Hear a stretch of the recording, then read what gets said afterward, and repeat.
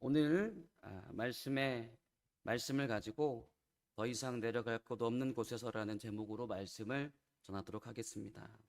신앙생활을 하다 보면 또 인생을 살다 보면은 최악이라고 생각할 때가 있는 것 같습니다. 개인적으로든 또는 가정적으로든 또 사업을 하다가 또 여러 가지 일을 하다가 또 교회 사역을 하다가 정말 최악이라고 생각할 때가 있는 것 같아요. 오늘 본문에 등장하는 인물은 정말 최악의 순간을 맞이하고 있습니다. 도저히 더 이상 내려갈 곳이 없을 정도로 비참한 경험을 하고 있습니다. 바로 베드로의 이야기예요. 예수님의 수제자에서 예수님을 3번이나 부인한, 아니 저주한 사람이 되어버린 것입니다. 예수님께서 가룟 유다의 배신으로 잡히기 전까지만 해도 베드로는 꽤나 괜찮은 제자로 생각됐어요. 예수님께서 베드로의 배신을 예견할 때도 베드로는 매우 기고만장했습니다. 30절, 31절의 말씀에서 보면 예수님께서 이렇게 말씀하시죠. 내가 진실로 내게 이르노니 오늘 이 밤 닭이 2번 울기 전에 내가 3번 나를 부인할 거다. 그래도 유화시켜서 말씀해 주신 것 같아요. 아예 버릴 거다, 나를 저주할 거다는 정도가 아니라 나를 모른다고 할 거다, 이렇게 얘기했습니다.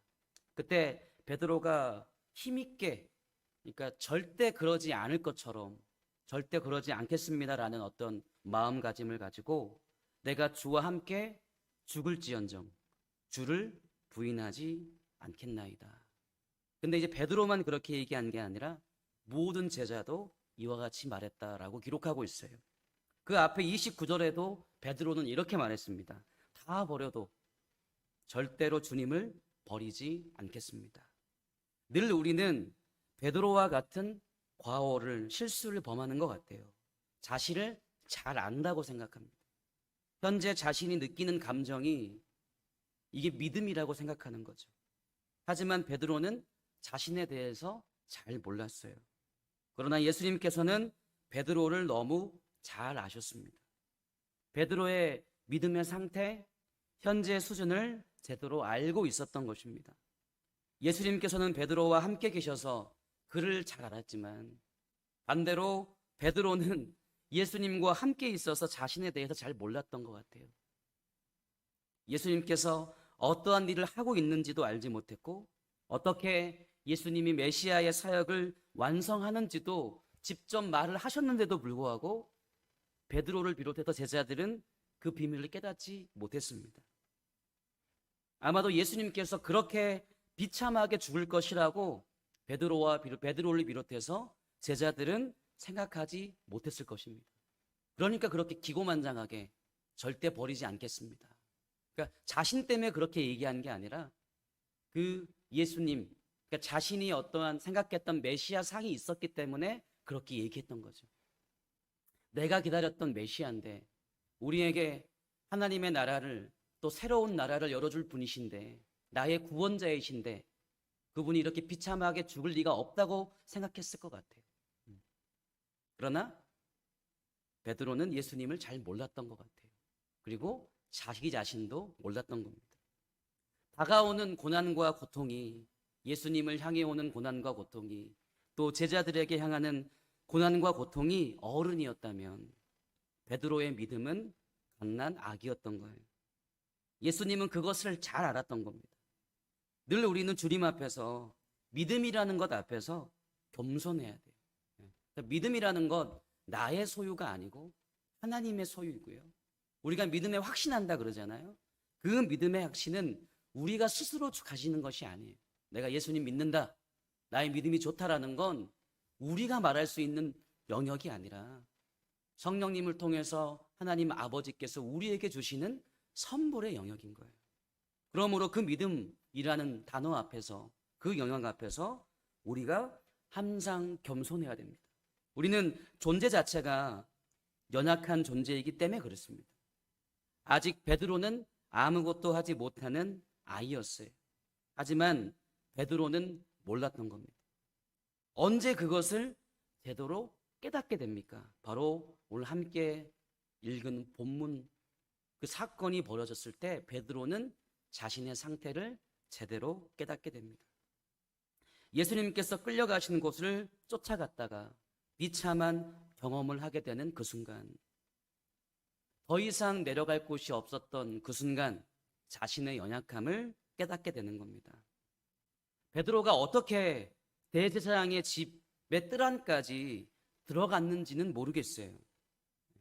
그런데 모른 척하면서 먼저는 그 안의 뜰, 더 깊은 뜰에서 불을 쬐면서 예수님이 어떻게 신문당하고 있는가 보고 있었던 것 같아요. 그때 한 여종이 다가와서 이야기합니다. 너도 나사렛 예수와 함께 있던 사람이 아니냐. 베드로는 그 말에 어떻게 대답합니까? 예수님을 모른다. 그러면서 자리를 옮겨요. 그런데 그 여종이 집요하게 따라와서 또 말합니다. 너도 분명 저기 예수와 같은 도당이다. 그러니까 같은 무리다. 베드로는 그때 두 번째 예수님을 부인했습니다. 이렇게 첫 번째, 두 번째 이러한 분위기가 또 자꾸 여종이 집요하게 물으니까 주위에 있는 사람들도 동요하기 시작했고 거기 사람들이 이렇게 얘기합니다. 너도 갈릴리 사람이니. 이게 무슨 얘기일까? 베드로의 어떤 생김새라기보다는 언어가 좀 갈릴리 지역의 사투리가 나왔을 수도 있죠. 이 지역의 이름이 들어간 거 보니까 우리가 이렇게 좁은 나라라도 다 다른 사투리를 쓰잖아요. 경남이 다르고 전남이 다르고 또 서울의 사람들의 어떤 언어가 다르잖아요. 마찬가지로 세밀하게 베드로가 갈릴리의 어떤 사투리를 썼을 수도 있어요. 그러니까 그 주위 사람들이 그 베드로의 이야기, 말을 듣고 너도 갈릴리 사람이니 저기 저 예수와 같은 도당이다. 같은 일을 했던 사람이다. 같은 무리다. 그때 베드로가 이렇게 얘기합니다. 14장 71절. 저는 사복음서에서 가장 슬픈 순간이 아닌가 그런 생각해 봅니다. 한번 읽어보실까요? 14장 71절 시작. 그러나 베드로가 저주하며 맹세하되 나는 너희가 말하는 이 사람을 알지 못하노라 하니.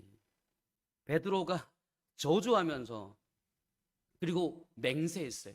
그렇죠? 그러니까 맹세라는 걸 무엇인가를 걸었다는 거죠. 내 목숨을 걸고 이야기하는데 이런 거 있잖아요. 내가 나의 어떤 전 재산을 걸고 아니면 나의 가족을 걸고 맹세하는데 나 저 사람 몰라. 저 사람은 난 정말 모른다. 그렇게 얘기했던 거예요.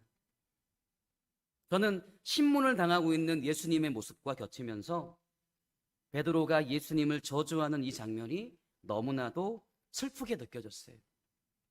그때 베드로는 예수님께서 하신 말씀이 생각이 났을 겁니다. 자신만만해서 자신의 믿음이 좋다고 생각해서 그냥 한 귀로 흘러버렸던 그 말씀이었던 거죠. 바로 72절의 말씀 함께 읽어보겠습니다. 닭이 곧 두 번째 울더라. 이에 베드로가 예수께서 자기에게 하신 말씀 곧 닭이 두 번 울기 전에 내가 세 번 나를 부인하리라 하심이 기억되어 그 일을 생각하고 울었더라. 여기 모이신 성도님들을 비롯해서 저까지 누구나 이러한 순간을 경험하셨고 앞으로도 그러한 순간, 베드로와 같은 순간을 경험할 때가 분명히 있을 거라고 생각해요. 왜 그러냐? 우리의 존재 자체가 연약함의 존재이기 때문에 그래요. 제가 금요 기도회 때도 이야기 드렸는데 우리가 새로 태어난 존재이지만 여전히 담고 있는 그릇은 어떻습니까? 육체로서 연약해요. 그러니까 새로 태어난 인간이지만 이 담고 있는 그릇이 아직 연약하고 부족하기 때문에 실패할 수밖에 없습니다. 하나님께 불평하고 불만하고 울면서 하나님을 원망할 수도 있어요. 우리가 아무 일이 없고 잘 나갈 때는 그렇게 하나님께 감사하며 기뻐하다가도 베드로와 같은 그러한 경험을 하게 될 때 베드로처럼 그 예수님을 원망하며 조조하며 울 때도 분명히 올 수 있다는 거예요. 그런데 이 순간이 얼마나 비참한 순간이고 슬픈 순간입니다.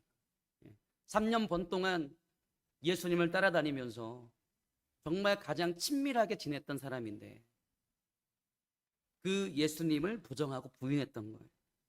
몇 시간 전만 해도 예수님을 위해서 목숨을 바치겠다고 했던 베드로였어요. 그런데 상황이 완전히 바뀌어 버렸어요. 저희도 그럴 수 있죠. 여기에서 예배당 1시간 예배 드릴 때는 감사합니다. 기쁨으로 예배하고 돌아갔다가 교회 예배 마치고 가는 길에 안 좋은 일이 발생했을 때 바로 하나님을 원망할 수도 있잖아요. 그렇죠? 이러한 일들이 우리의 삶 가운데는 비일비재하다는 거예요. 그러한 어떤 외부적인 상황, 우리가 어찌할 수 없는 상황 가운데서 베드로의 믿음은 드러났고 우리의 믿음의 민낯이 드러나게 돼 있다는 거예요. 베드로는 그 순간 아무것도 할 수 없는 갓난아기였어요. 우리도 마찬가지예요. 우리가 예수 그리스도를 믿고 구원받은 자가 됐지만 여전히 이 세상의 크기에 비하고 이 세상에 일어나는 복잡함에 비하면 너무나 모르는 아기와 똑같아요. 그래서 우리가 인정하셔야 돼요. 우리가 실패하는 순간이 반드시 오는구나. 그렇다면 어떤 것이 중요하냐? 이 순간 우리가 어떻게 해야 되냐? 그것이 더 중요하겠죠. 반드시 이 베드로와 같은 치욕스럽고 고통스러운 경험을 할 수 있는 날이 온다면 우리가 어떻게 해야 되는가? 그것이 더 중요하지 않겠습니까? 저는 베드로가 이 경험이 있었기 때문에 초대교회의 사도로서 그 사역을 잘 감당할 수 있었다고 생각합니다. 더 이상 내려갈 곳 없을 정도의 상태가 되었다는 것은 너무나 힘든 일이에요. 그러나 그때 자신의 참 모습을 보았다는 것은 동시에 축복이라고 생각해요. 가장 불행한 것이 무엇이냐? 자신을 제대로 보지 못한 사람들이에요.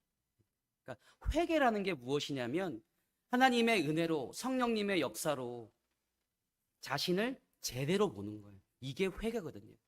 메타 노웨우라는 거. 무엇을 깨달은 후에 본 후에란 뜻이에요.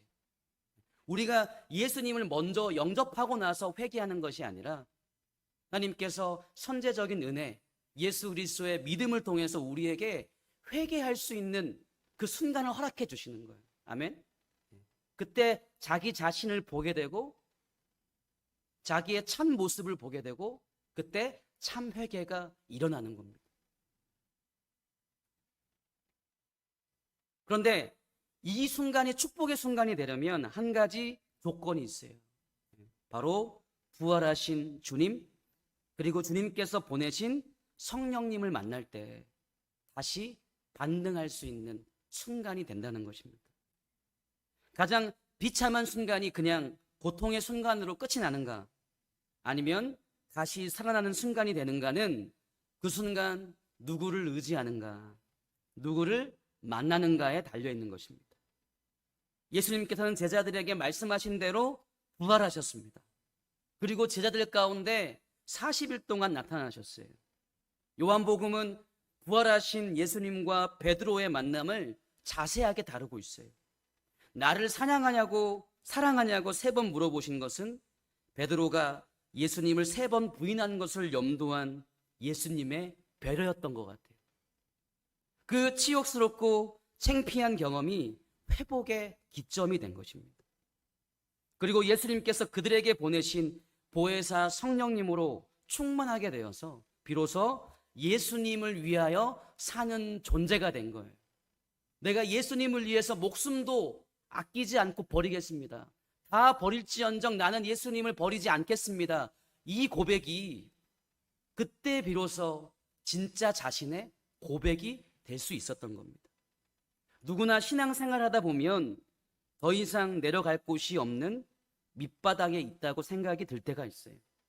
정말 모든 것을 포기해버릴 정도로 나의 연약함에 고통스러워하는 경우가 있습니다. 그러나 그때가 바로 다시 살아날 수 있는 중요한 순간인 거예요. 그 순간 부활하신 주님을 만난다면 그분의 음성을 듣는다면 우리는 다시 살아날 것입니다. 그 순간 주님께서 보내신 성령님으로 인하여 충만하여진다면 복음과 예수님을 위하여 목숨을 바치는 사람으로 다시 태어나게 될 것입니다.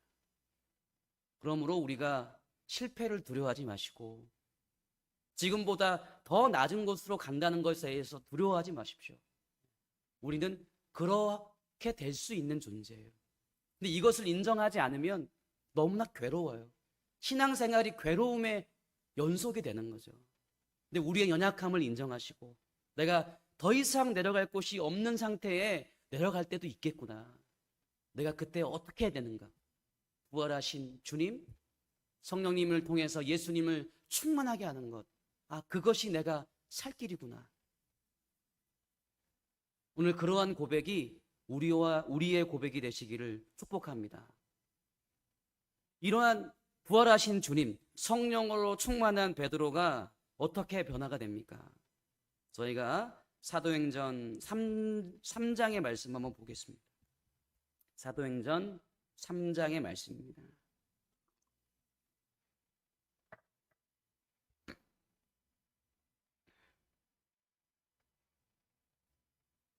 (3장) 1절에서 6절입니다.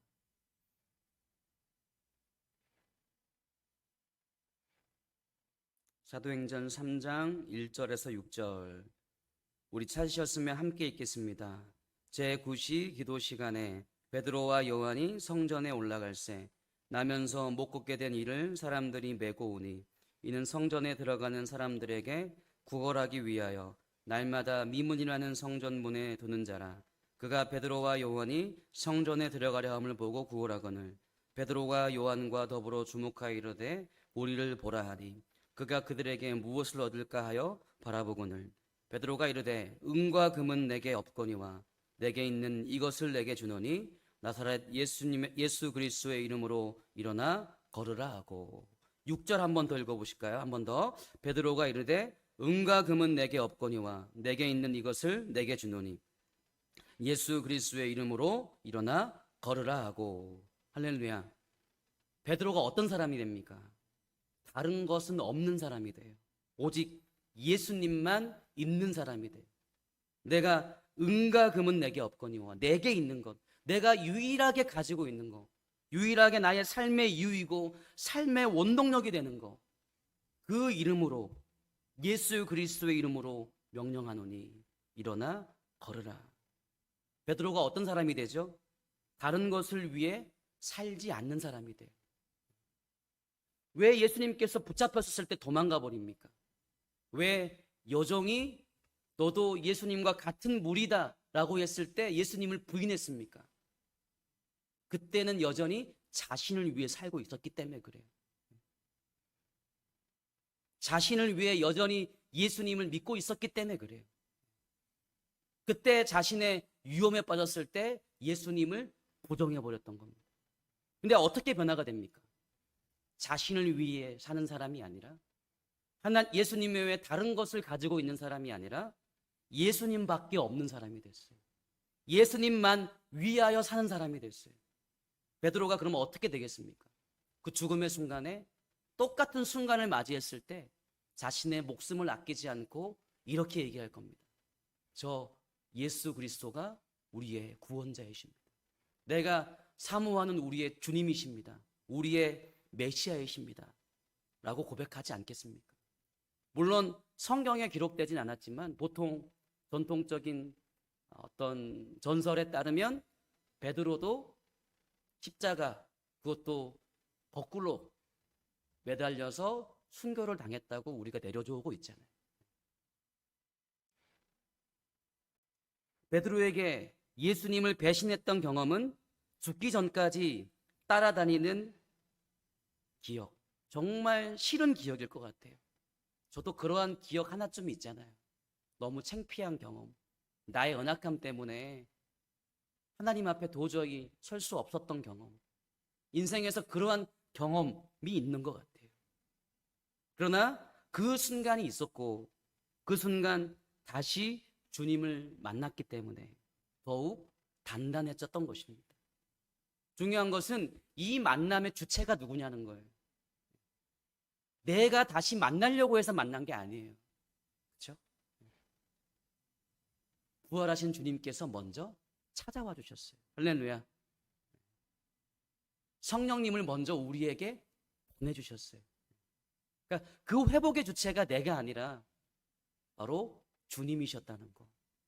우리가 실패했을 때, 가장 낮은 자리에 있을 때 정말 되는 게 하나도 없냐, 내 신앙생활은 왜 이렇게 정적이고 힘이 드냐, 왜 이렇게 괴롭냐, 실망하지 마십시오. 그래도 주님 앞에 나오고, 그래도 어떻게든 잘 해보려고 다시 한번 일어서려고 노력할 때 부활하신 주님께서 먼저 손을 내밀어 주실 것입니다. 할렐루야.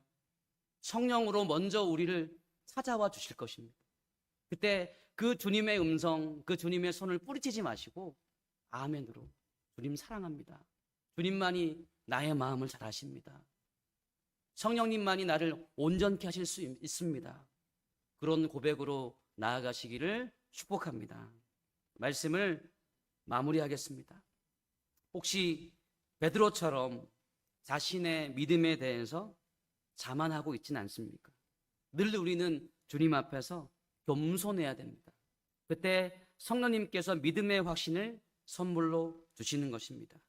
담대함은 주님께서 주시는 선물이에요. 혹시 더 내려갈 곳이 없다고 생각하십니까? 나의 신앙이 너무나도 부족하고 연약하다고 생각하고 있지는 않습니까? 도저히 주님 앞에 나을 수 없는 상태라고 생각하십니까? 기억하셨으면 좋겠어요. 그때가 다시 살아나는 때입니다. 그때가 부활하신 주님, 성령님께서 우리를 만나주시는 아주 좋은 때입니다. 이번 한 주도 이 사실을 기억하셔서 실망하지 마시고 스스로에게 자책하지 마시고 하나님의 자녀로서, 그리스도인으로서 한 주를 잘 살아내시기를 축복합니다.